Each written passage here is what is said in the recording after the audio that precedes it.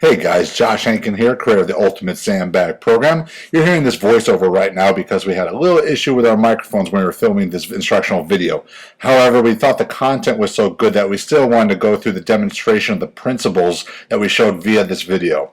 Thanks to Sarah Gwynn from Iron Figure Fitness for demonstrating a lot of these ideas. So what we wanted to show you is really the amount of versatility that you actually have via the Ultimate Sandbag program. And we wanted to demonstrate and break down one of the exercises that classically are used, which is the thruster. So a thruster is something that people have done with dumbbells, barbells, and other implements before. Basically, it's a squat and press movement.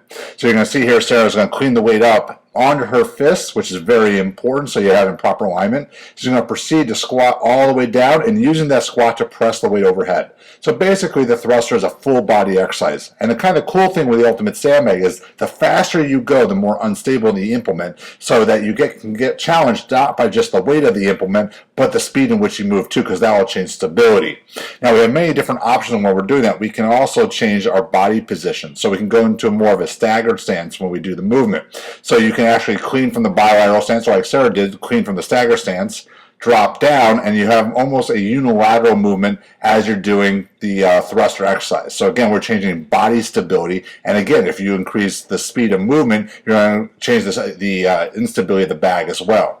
Finally, we progress almost to a split stance, which is sort of a split lunge. Now again, if you're still like Sarah, you can clean from this position, or you can clean from the bilateral and step into this position. So now you're really unstable with the body position, and as you drop down, you're really increasing the intensity of the movement because you have a really unstable body position and you have an unstable implement that you're actually utilizing.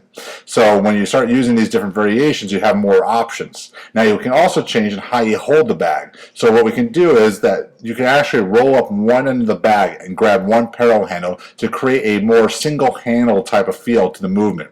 So this is a nice intermediate jump from our shoulder to shoulder or our bilateral press. So you see as Sarah rolls in the end, she's getting a firm grip. The other hand's going on a parallel handle. So that parallel handle grip is going to be her single arm pressing. The outside hand is just for balancing.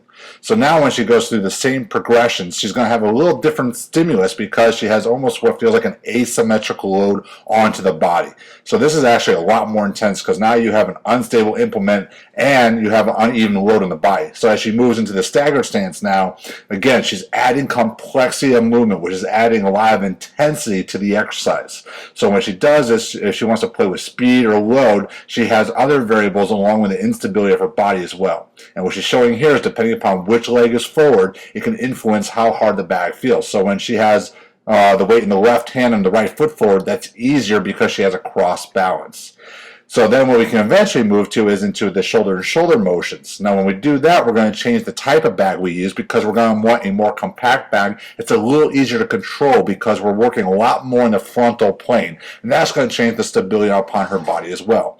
So she can go through a lot of these same progressions after she shoulders it up, where she'll do a shoulder and then she'll squat up and press to the other shoulder. Now what you're seeing, she's doing a great job of actually pressing the weight clean above her head and pulling it down the other side. So again, as she can move into body position, and in this case a split stance, this is a lot more unstable because it's going to challenge her side to side as much as it is up and down.